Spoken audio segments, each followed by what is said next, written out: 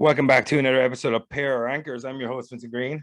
I'm your host, Oljan Tui. And let's get to the Rankitude, motherfuckers. All right, Noel, we're back for another episode. And this week we're talking about movies that change genre mid-story or mid-movie or at some stage of the movie. They went Very sharp turn. Yeah, pretty much. Yeah, they went from one genre to another without any kind of warning. And there's obviously a few famous examples of this. I'm sure they'll appear on our list. But all right, Noel. So what we like to do with rankers, we like to storm on through these motherfuckers. Give me your number 5 and let's get to it. I'm going to start with number 5. I broke my own rule. It's the only time I'll break is I didn't want to go for like films where the whole point is that they have a twist because that seemed a little bit too on the nose. What a twist! Ooh, what a twist! But this one, the fact that it was one film, it wasn't even what the film wasn't even about what it was about. Yeah, and that was The Village. Yeah. So you think there's this, horrible demon that's lurking in the woods, and there's curiosity, no matter how scary something is. Yeah. And of course, we find out, just to jump to it, it turns out that there's nothing. It's just a family living in solitude, trying to keep the kids who were born into that solitude. Before you the illusion. Elaborate, my number 5 is The Village as well. Oh, okay. Yeah. Well, I wasn't expecting that because there's huge examples, and I thought I went a bit off the beaten path there, but like great minds or fools, whichever. But yeah, so couldn't find a high def background. No, yours looks better. Whatever, you got me beat. Yeah, again, you love but this. All I'm going to say is the only reason I'm good at picking backgrounds or anything like this and images is because of Matt Armitage, my former editor at 25YL. He's very, very particular about the kind of images you use for your articles, and he made me a fucking a zealot for looking for the exact size, the exact definition. Really? Yeah, you just have to WhatsApp me, man. Yeah. Anyway, but like I thought, but when the twist actually comes, you realize the film wasn't in any way. It wasn't that the plants were doing it; they weren't getting old because of something. It wasn't at all even about that. It was literally just don't go into the woods. That's all it was about. There was no demon. There was no scary. There was no supernatural. Yeah. It was simply not anything like that at all. I don't know what genre you'd really put it in. I guess it's a drama. Historical horror. It's a historical horror, yeah. That's what it was supposed to be. But where does it end up? Yeah, exactly. The genre thriller, I guess, kind of thing. But it all turns out to be kind of one huge miscommunication. And at the end of it, I didn't hate this film as much as a lot of people did. I went to see it when I was young in the cinema. But it wasn't that long ago, dude. It's 0504. When you were young though, like 1805, you time traveling motherfucker, It's been 2 hickety years.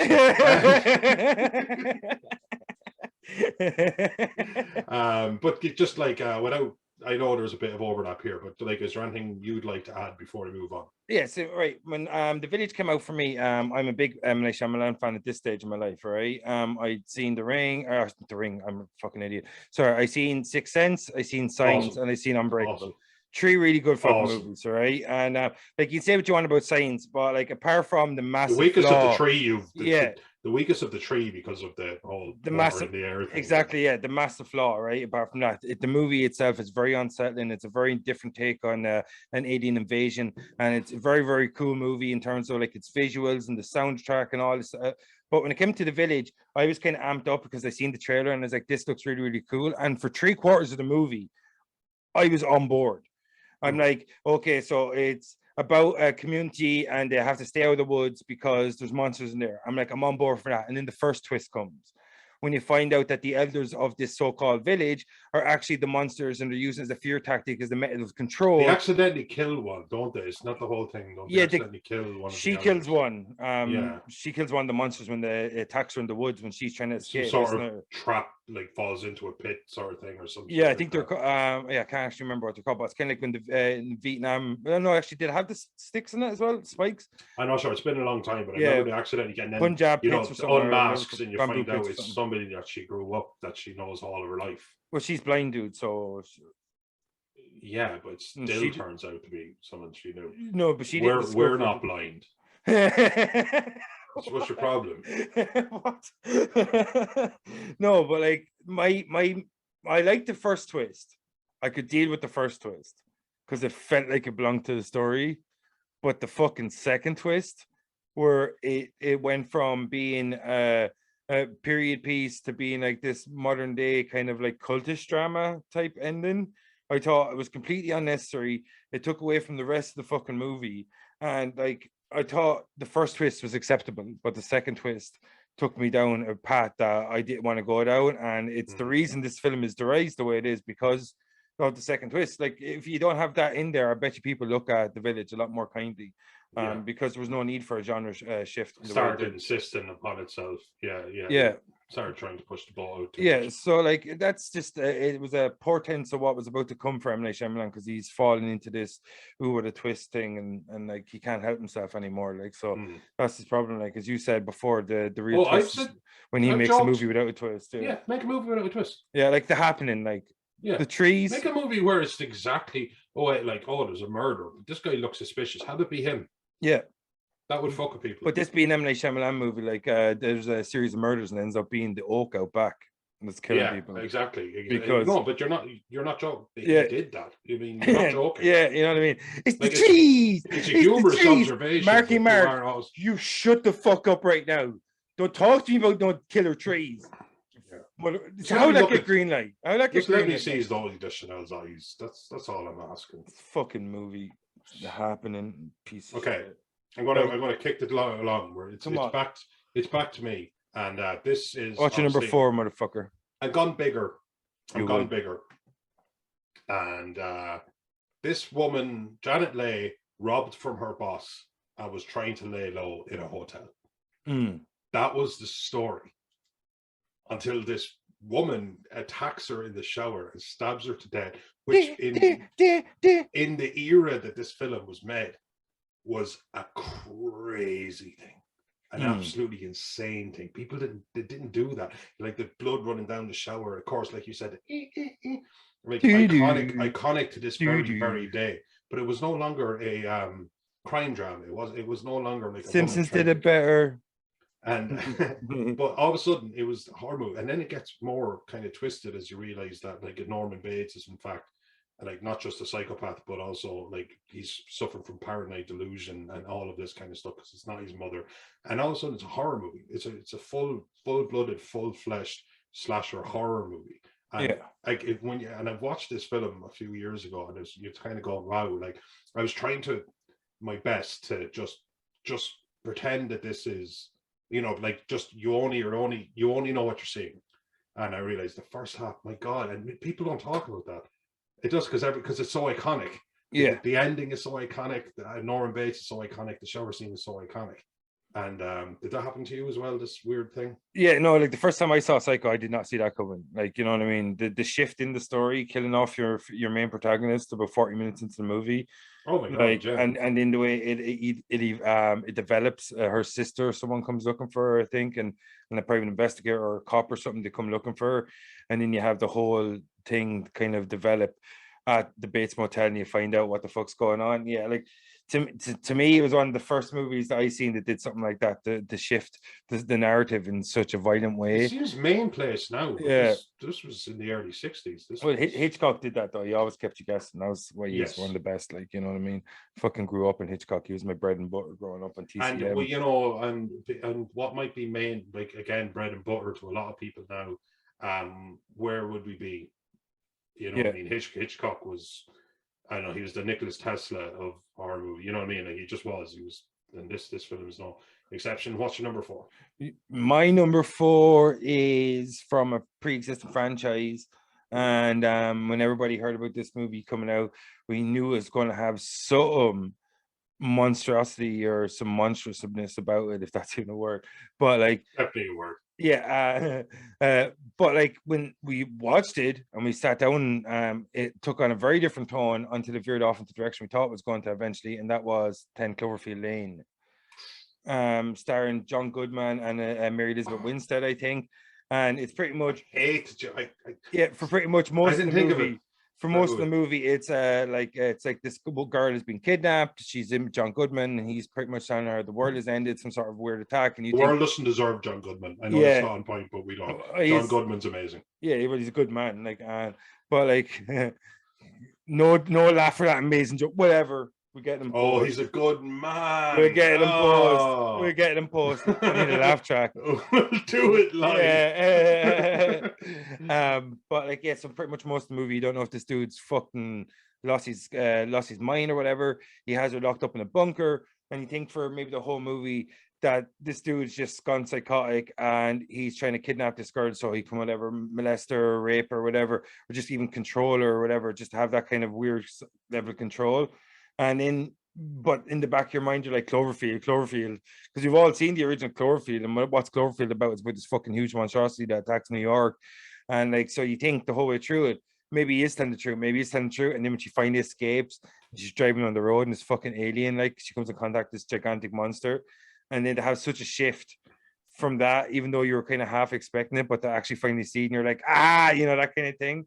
And like even Cloverfield Paradox kind of does it to a certain extent as well, like, maybe slightly lesser, but like, yeah, have that kind of shift for this kind of weird isolationist, real confined kind of horror. Everything that he did suddenly makes sense when you realize that taking this anything less than that seriously is literally the difference between life and death. Yeah, like because he's seen it all. Yeah, there's that scene where he kills the guy in the whole vat of acid and all that kind of stuff. Yeah, and then of course when she tries to make the break, and it's all there, and it's all real. Yeah, that was iconic. I thought that was fantastic. You think after her experiences with the thing, she would have been more open-minded, but whatever. Yeah, absolutely. Yeah, but it'd been like 30 years since like the early 80s, so she's a little bit like maybe she got frozen. That's what she got. Sorry, we're talking about the thing. Yeah, like 2011. We're just having this in joke. Yeah, we're just having some fun. Just having some fun. You know what I mean? Right. We want to be like the MCU, right? We want our audience to keep up with us. We don't have to keep on filling in like about our past exploits. You're either with us on this journey or you're not. That's what I'm make saying. us talk down to you. Yeah, we just want to talk to you, not down to you. You know what I'm saying? All right, throw the baseball with the baseball glove. All right, sport. All right, are you ready? You ready? Let's ramp up this fucking thing. Let's get our energy going. I'd be shocked if it's not on your list, I'll be honest. What's your number 3, motherfucker? From Dusk Till Dawn. Move your head. It's just right move there. Your head for a second. There we go. There we go. What a absolute flawless woman. Flawless woman, great actor, just everything. She's just brilliant. But anyway, this was. I think if humanity is dying, they should just let her repopulate the world. Yeah. I want to see 6 billion of her offspring. Yeah. I don't care how incestuous it'll be. Be great for one generation. More like incestuous or something. I don't know. But anyway, this film, I watched this film. This was like pre kind of the internet and stuff, finding out stuff, no matter how hard you try to avoid it. Yeah. And I was just watching it, and not just that, I was loving it. Yeah. Like it had continued to be the type of Tarantino-esque kind of film that it was. I would have just been down. I would have been absolutely fine. Yeah. And then it just randomly turns into a vampire bar, the Titty Twister. Yeah, amazing. That was insane. Yeah, first time I saw it. This could be at the top of my list for just the absolute insanity, the way it turned. All of a sudden, you had Danny Trejo, jumping up in the bar, and even I love the fact that the vampires were somehow extremely strong, but also extremely Isn't Tom Savini the guy with the cock gun? Yeah, Sex Machine or something like that, wasn't it? Yeah, it makes sense. Yeah, and the vampires are great. The intensity of the film from that point forward, the action, the practical effects, absolutely spectacular. But it was 2 guys trying to make it to the Mexican border with some money, and then they were going to pay off like a gang that's in charge of that area, as in like, here's a quarter of our cut, and we offer you protection and cover. And that was it. They were going to meet at the Titty Twister in the morning, so all they had to do was drink some whiskey, drink some tequila, get through the night. That was it. It was done. And then it turned into a vampire flick of like epic action perform. Man, it speaks for itself. What can I say that has been said about this film? Yeah, that's a 90-degree, if not 180-degree turn. That was huge. And to have Salma Hayek look that fucking fantastic. Yeah, because that's a hard thing to do. Like just to capture it. I'm just saying, like, the fact that they went and they were able to capture that moment. Oh, I applaud you, Robert Rodriguez. Is all I'm saying. Yeah, that's all I'm saying. Thank you. Also find Salma Hayek attractive. So like we're like brothers. Yeah. We just become best friends. Did we just become best friends? All right, man. All right. Hit me with your number. Sorry, where are we? Number 3. Hit me with your number 3. I'm gonna hit you with Icarus 1 and 2. Sunshine. You know what? Well, I walk me through it. Right. The reason I picked Sunshine is because for 90% of the movie, the enemy is the task. The enemy is the challenge. The enemy is the mission, because it's so improbable, so impossible for humans to be able to travel from our Earth to the sun, because it takes such a long time. It's based in the here and now. Yeah, well, we're not talking the near future though. Yeah, we're not like probably by the here and now. I probably mean like here and now. I'm thinking about 100 years into the future. Did you think it was that far into the future? Yeah, from look at the global change. Yeah, all right, fair enough. Walk me through it anyway. Like, so it's about the task, and then what happens? Pretty much. Like, I just thought like the whole idea of this was to show how possible space exploration is for humans, and the fact that we go into that direction, and to show that what we do as humans better than any other creature in this world is that we're able to adapt to a situation, to an environment or whatever, and to be able to pretty much use our intelligence, our capabilities to be able to overcome insurmountable odds in a way no species has ever done before in existence.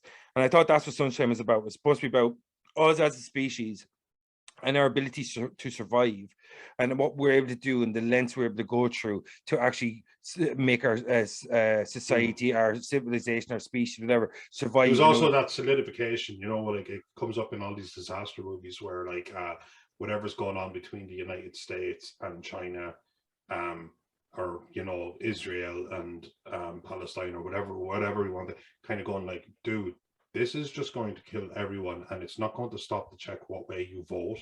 Yeah. And it had that kind of solidified mission, a very diverse group of people who were very specialized in very certain areas, and it, like you said perfectly, it was the mission. Yeah, exactly. And then for 90% of the movie, it's all about how humanity is able to overcome these insurmountable odds. And it's kind of like about we're going to go and meet our maker. The sun, without the sun, is the creator of all life in a lot of ways. You know, that's why he was hailed as a deity for hundreds of thousands of years, whatever the fuck. I don't see what the big deal is about the sun myself, but like, yeah, you know what I mean? And that's what the movie is about. And then all of a sudden, we actually got this weird, like, they find the Icarus One, they go on board because they're having problems, and then everything goes to shit after that. And then you realize there's a guy, the captain from the Icarus One, Pinbacker, is now aboard the Icarus 2, and he starts killing off the crew one at a time and sabotaging the mission. And like, I don't think he was necessary, because the task and the mission were so fucking hard to do in the first place. That should have been the enemy. I was trying to overcome our own extinction event. You know what I mean? And that's what it should have been about.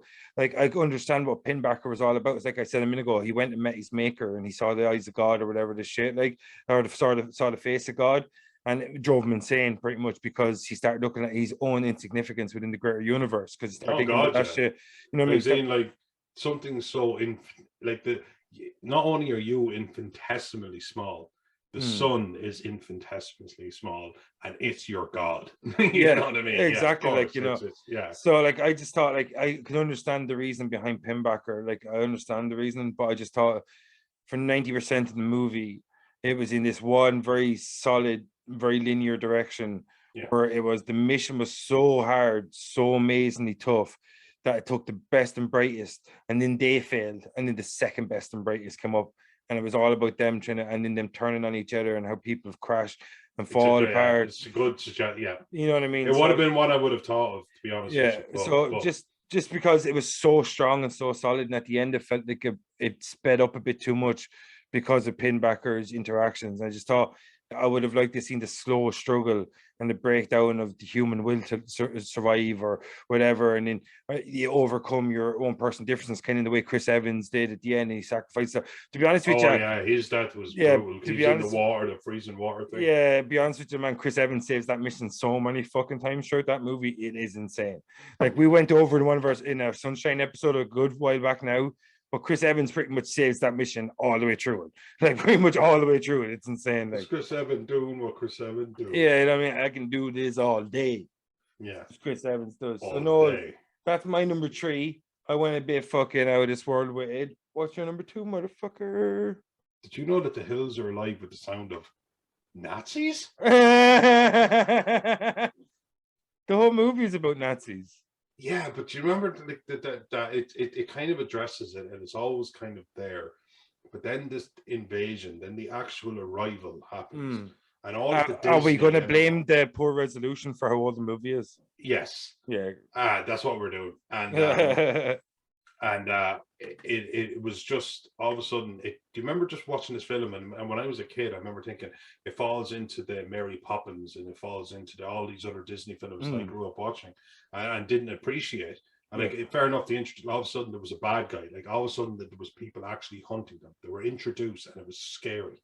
Yeah. And but that to me, like as a really young child, that was no different to Cruella de Vil. It was no different to any of these other people, because I wasn't able to appreciate the actual Cruella de Vil. The actual insanity. The actual she doesn't scare you, no evil thing will. I loved the 101 Dalmatians growing up. But then I found out it was made in the 60s. This film certainly stopped being about the kind of, there was so much joy in this film, and then it takes this really, really sharp turn. Like, and it's actually, if you look back on it, it does symphonically as well. Yeah, you know, as in the music and everything, and all of a sudden it's got this intensity to it, and these characters that I think the Nazis love her. Julie Andrews a fucking like Aryan. And Julie Andrews literally just like, the hills are alive with the sound of music and all, and good night, farewell, I'll be the same, good night. And it was just a musical. It was just something that made you feel warm, and then you realize this film's kind of fucked up. Yeah, when you look at it, when you put it beside some of its peers, and then when you kind of really kind of stand back and think about it, you cannot say that this film was one genre true. It took a turn. It's no a chick singing about how she's 16 going on 17. Some dude's like 25 or something. She wants to what was the time? A simpler time. A better time. I mean, a worse time. Jesus Christ. I can't do video editing, so we'll do it live. We'll do it live. That was the thing called a joke, I hope. That was a thing called a joke. I don't think they're allowed anymore, dude. No. Again, I know people can take jokes. No, I don't think so. Wait, producers in my ear. No, people can't take jokes, man. People can't take jokes. No, but it was. I don't know. The end. When I seen it, when I was last time I actually watched this movie, I'd say I was probably only 14 or 15. Yeah. But then I was just kind of old enough. I mean, old enough to know what World War II was and what the stakes actually were, and how much absolute horrific stuff that you cannot dress up, you can't sing around it. Actually, well, Hugo Boss tried to dress it up, didn't they? Yeah, I said it. Yeah, I said it. Hugo Boss, you Nazi manufacturing clothes wearing motherfuckers. Yeah, I said it. Oh, yeah, we're taking down Hugo Boss over here. But, well, they made all the Nazis uniforms. I'm saying it. And they managed to keep the tone. I don't know. It's actually still a great film.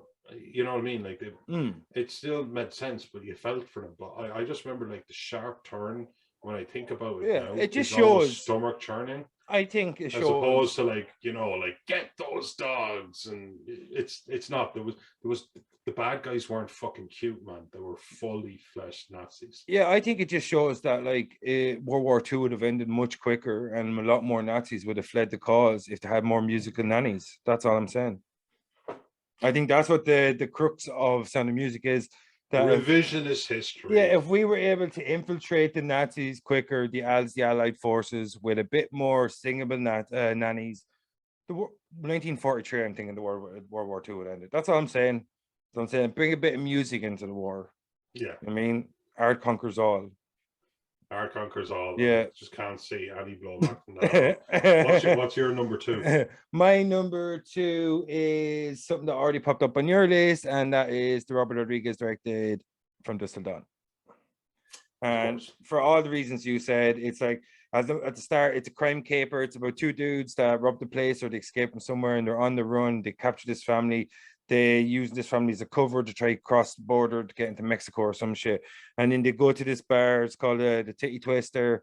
And when it gets to nightfall, the bar pretty much gets locked down. And then fucking vampires start feasting on anybody that's in the bar. And it's just literally fucking 900 miles an hour from there on out.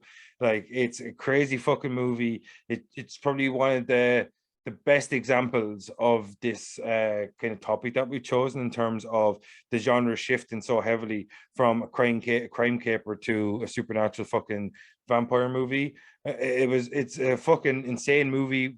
You already threw up Salma Hayek there. She looks fucking amazing. Her whole aesthetic in that movie is iconic, with the snake and the fucking bikini and shit like that. And then when she turns into the fucking vampire and shit. Is a dog, I'll call you Spot. Yeah, you know what I mean. The whole movie, like, I haven't seen it in a while now, but like it is the clearest example of this in terms of genre shifting throughout the narrative and shit like that. But like everything, even the cock gun, everything, man, everything's kind of iconic about that movie. And it was very early in the run for Tarantino and Robert Rodriguez to come on to be two of the coolest, most iconic creators out there. And it shows you what you can do when you're not afraid to go balls to the wall crazy with your fucking story, man. I fucking loved it. Like, it's kind of like Desperado meets John Carpenter's Vampires. Yeah. Some shit like that. You know, that kind of thing. It is. It's exactly what it is. Yeah. So that's my number 2, motherfucker. What's your numero uno? Well, my number uno is simply the correct answer. And any other answer is simply incorrect. So that, like, everything can be abstract and stuff like that. But clearly the answer was Cabin in the Woods. Oh, that's a good one. Terrible picture, but yeah, okay. Like, you're just going to tell me how you wank off the fucking picture quality, and I'll fucking figure it out. Okay. Just go on to Google Images and type it in and look for the highest definition picture you can find. It's in landscape. This fucking guy. But this film was everything. Yeah, it's a great choice. They were Cabin in the Woods, and you thought slasher. There's going to be there's always the horny couple. There's the nerdy girl who's kind of like coming along because she needs somebody talked her into blowing off some steam. There's the jock. There's the one nerdy guy. It's blah blah blah. And we start getting picked up, and then it gets epic. It gets the concept becomes huge. There's the whole like people taking bets, and it turns out that they're trying to satiate some elder gods to keep them underground by feeding them. At, like, obviously 0.000000001% of the population every year, which is like obviously not all that evil in the grand scheme of things. It really naturally meant the end of all civilization. Bradley Whitmore's so cool. Oh my god, he's a legend. And the whole scene with Chris Hemsworth jumping the shark, oh my god, it was so good. Everything about that movie is fucking brilliant, man. Fucking love that. One of the best movies. Great choice. Great fucking choice. It was iconic. Yeah, how much it shifted from just being because don't get me wrong, it went from horror to horror. So in one way you could say it didn't switch genres. No, but this film was not at all what you thought it was. Yeah, it almost, you could say it switched subgenres. Yeah, fair. You know what I mean? It did so in such a huge fashion. Yeah. For me, I think it's a great choice. Drew Goddard, I think, wrote and directed it. He's very unlucky. He was supposed to do. He originally was the showrunner on the Daredevil TV series on Netflix, and he left to do a Sinister Six movie for Sony, and then the Sony hacks came out, and that movie got cancelled. Like, he was very unlucky there. So like, fucking Cabin in the Woods, I think Joss Whedon was a big driving force behind this movie. Had a great cast. Chris Hemsworth was fucking brilliant in it. Bradley Whitmore already talked about, man. It's a great choice. I'm actually raging I didn't think of it, because it is a great fucking movie. I think it's actually one of the better modern horror movies, to be honest with you. It's so clever, and there's so many different kills, and they pay homage to so many classic characters, but put their own spins on them. Like, I love that, with that little different take on like a pinhead or whatever, like, you know. So yeah, I know. I think it's a great choice. With the razor right in his face. I think it's a great choice because it's such a fucking clever movie, man. Raging I didn't think of it, but like, I fucking love Cabin in the Woods. I think it's a great fucking movie. We covered Cabin in the Woods, and it was simply the right choice. So what's your silver medal? Have we covered Cabin in the Woods yet? No. Do you want to do it next week?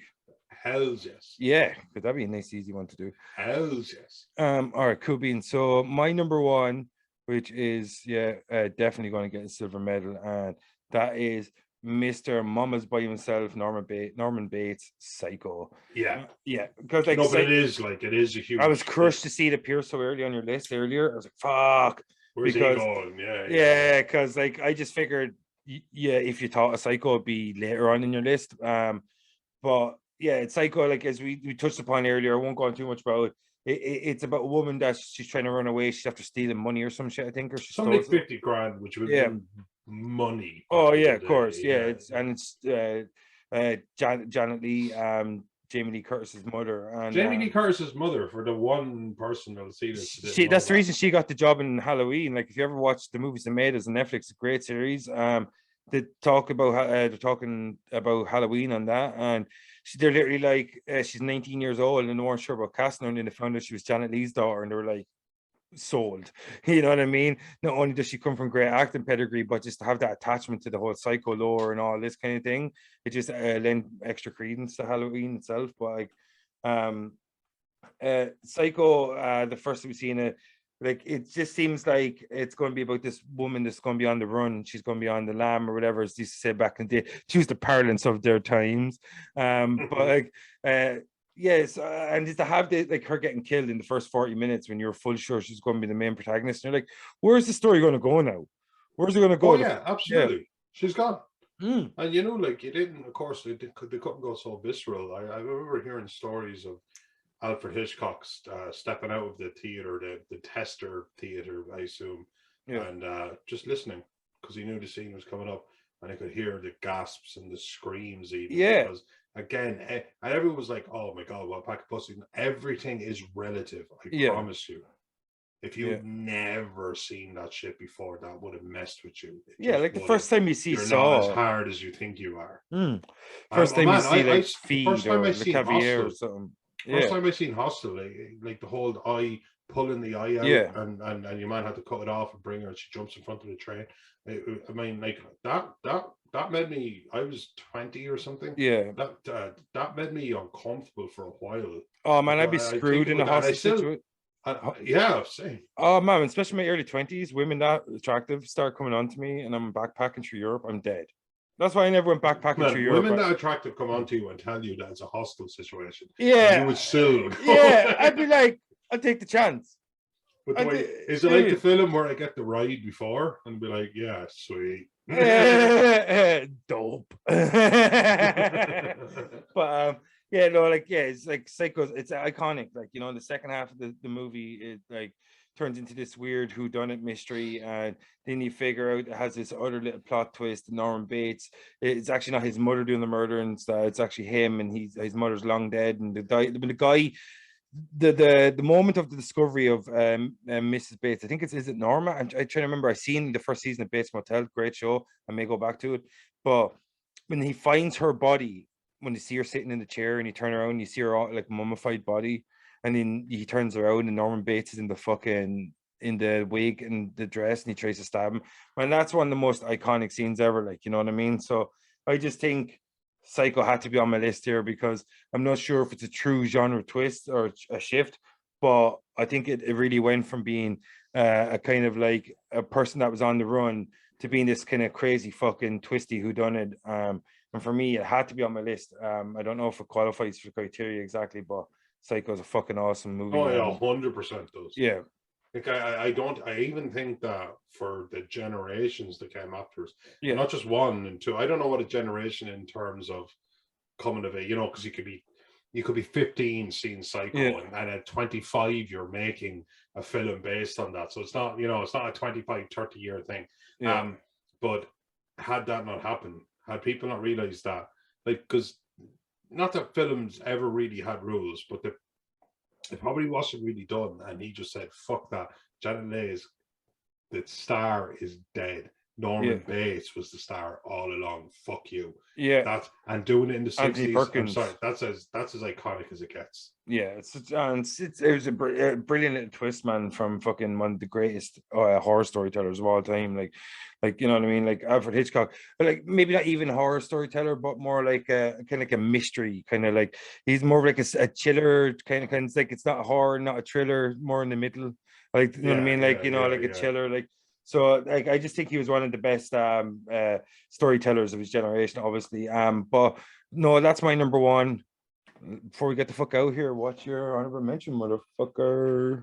Oh, okay. If you would give me just one moment, I will get it up Do you for want me you. to throw up my first one, Mom? No, no, it's fine. Sorry, just take me one second. There we go. The Babysitter. The Babysitter. Yeah. Do you remember it was just like he had such a crush on his babysitter, and you thought it was going to be like I knew it was going to be like a thriller horror, but I thought it was going to be like them against the world. Yeah. And he was going to learn to like respect her on a really personal level, even though she's a very beautiful woman. And I thought, like, because survival is just a thing that really bonds people. And then Oh, it the turns, Babysitter, the Netflix movie. Yeah, go on. yes, Sorry. Yeah, I was like, fuck, yeah, I recognize that girl. I cannot remember her name. yeah. And then it turns out that she was a part of kind of some cult, or Yeah. she was doing shit with some people, and she was killing, and she was planning on killing him. Yeah. And he, all by himself, takes him down, Awesome and movie. in kind of a very funny way at times and stuff. But at the same time, and there is one scene, and despite how silly this movie is, like one guy kind of walks into a situation where he hangs himself. But anyway, despite it, there's a really good situation where he drives a car through the house and he crushes her, but he doesn't kill her, like, because like whatever, like the wounds will eventually lead to her death, and Yeah. then not too long in the future. And she says, like, she's talking to him and stuff, and he says, yeah, and you tried to, but I drove a car into you and I stopped you. There was something like kind of really. I'm not going to go as far as like Heat, Pacino, fucking. It's not like that, but it was a moment with levity. It was a moment with gravitas. And I remember just thinking, like, fuck me, this movie surprised me. Yeah. This movie surprised me. It's not what I thought it was going to be. And I remember I just had to fucking respect it. And it was just like, it's not, again, look at her, like she's a bombshell. She's an absolutely blue-eyed, blonde-haired, stunning looking woman.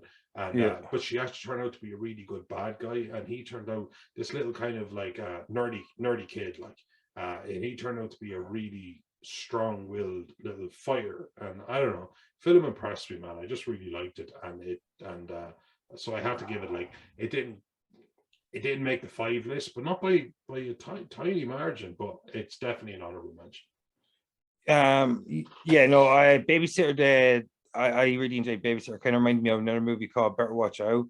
The way it kind of turned, like Better Watch Out was, I don't know if anyone's seen it. Have you ever seen Better Watch Out? It's like a Christmas horror. It's not hitting me, no. Yeah, so I don't really want to give away too much, but yeah, it reminded me of that movie, how it shifted from something that you thought was going to be very stereotypical to something that was completely different, and it played with the kind of the tropes a little bit, and it had a bit of fun. And I love in horror is actually tries to be a little bit clever, like, you know what I mean, because sometimes we get too much of the kind of the over dependency on the classic tropes, and it seems a bit formulaic after a while. And I think that's the kind of issue a lot of people have with some modern horrors, that they come across as formulaic, and that's why we kind of laud these clever horrors so much in the past decade, 15 years, like A Quiet Place, like A Babysitter, Better Watch Out, or any of these kind of movies that play with the tropes instead of depend on them too much, that kind of thing. Good point. So yeah, I think that's a really good honorable mention. And before we get the fuck out of here, I'm going to send you my honorable mention, and that is Hancock. Yeah, I didn't think of it, but the second you said it, it did actually make sense to me, because I instantly know what it is. It was the classic superhero trope. Yeah. Just a superhero lost his way or could do better, blah blah blah, and then it turns out that he's actually a different species, and he's like a titan from a different, like he's thousands of years old, and yeah, like, because the first is supposed to be like this downtrodden fucking superhero that is pretty much, yeah. So like, I think Babysitter is a fucking really good honorable mention. And like, for me, my honorable mention is gotta be, let me get this before we get the fuck out of here, and that is, oh wait, I already said my honorable mention, and that's Hancock. It's behind you, dickhead. Yeah, I'm an idiot. Yeah, so pretty much Hancock's my honorable mention. And the reason is what we were talking about a second ago before we had a little bit of technical difficulties, is that the twist is that it was like a good film, and then they're like, no, it's not. Yeah, it was just literally like about a superhero that like kind of lost his way. He was trying to gain back his public like, what's like, your PR public. Be a hero. Yeah, he was trying to just get back his image or something, like, and trying to find his place in society, whatever. And that's a kind of relatable story. And then all of a sudden, he's just this immortal, and the one person he saves ends up being the daughter of this other immortal, and the last two of their species. But they've actually been in love with each other for thousands of years. But the thing is that they can't come close to one another, because if they do, they weaken each other's powers or some fucking bullshit. Yeah, and they that's pair off and they become mortal and die, and eventually die. Yeah, so like, and that's the problem with this movie, that like it had such a relatable narrative from the outset, and then it just went so convoluted and so complicated as it went along. And I don't think it needed to go that way, because at the beginning it would have been an easy movie to make. You have this superhero that's just trying to get back his image, and then like you can have a villain later on, but it doesn't need to be entangled through thousands of years of love and all this shit. I think you could even have Charlize Theron be another one of these species or some fucking bullshit, I don't know, and just have them do battle and have her be a villain, have him be the good guy. Like, it's not a difficult story to tell, and just have him be a hero that's trying to get back her image. You could even have her be a superhero that people love, and she ends up being villainous, and they ended up going against each other that way, where you find out that she's actually the villain all along. And that's how you could have it in a way that's how he cleans up his image, by pretty much saving the world from this, villainous or some shit. I don't know. A little more with it, but it wasn't. They did twist it. They could just done. I think they could have done less with it. I think they just did too much with it. I think you could do less. It's about have a superhero that's in the world that people love, and another superhero that people don't like, and he's trying to get his image back, while at the same time the superhero that people love is actually the villain. Like, it's not a very complicated story. Like, yeah. You know what I mean? Instead of having it being like, oh, you're thousands of years old immortals and they're entangled through fucking forever or whatever. I don't know what they're trying to do. But like, that's my honorable mention. That's my list. And they're my fucking movies to change genre, whatever the fuck in between.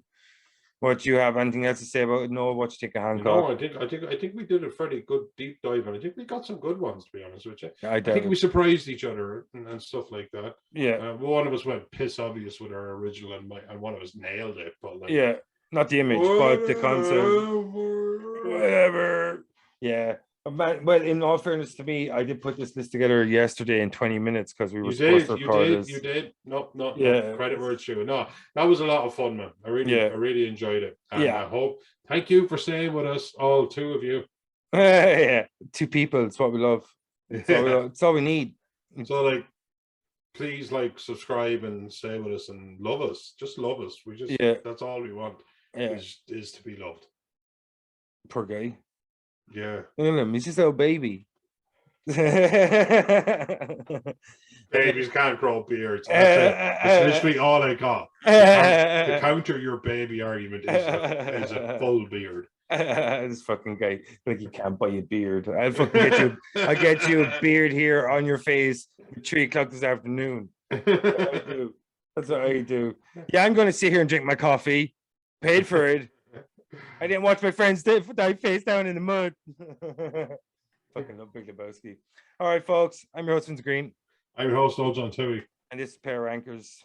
See you next time, motherfuckers. That was Movies to Change Genre. Whatever the fuck. Peace. Gone. Peace. We out.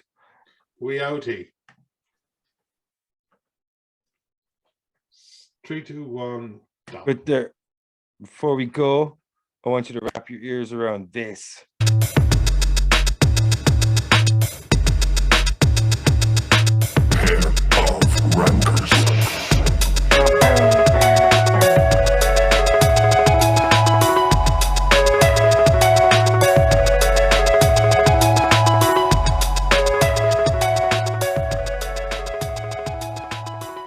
Lovely. Peace. All right, man. I'm out of here. See you next time. See you, man.